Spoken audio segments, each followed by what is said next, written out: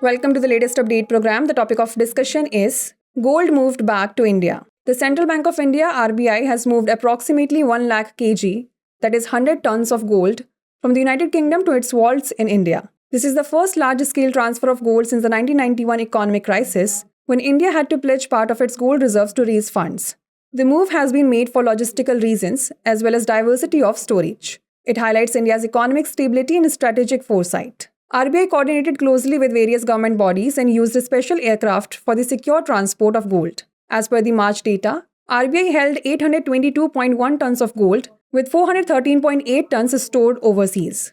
The significance of gold in the economy are: it acts as a reserve currency, it has an intrinsic value, it boosts value of currency, and it acts as a substitute to G-Sec. Let's now talk about forex reserves.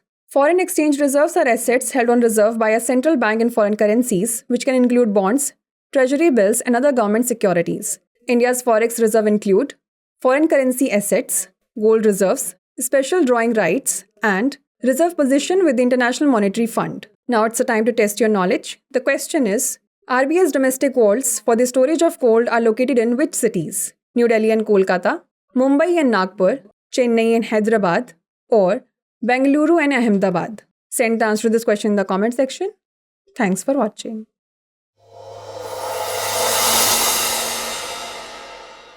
For more informative content, like, share and subscribe, and do not forget to press the bell icon to get the notifications.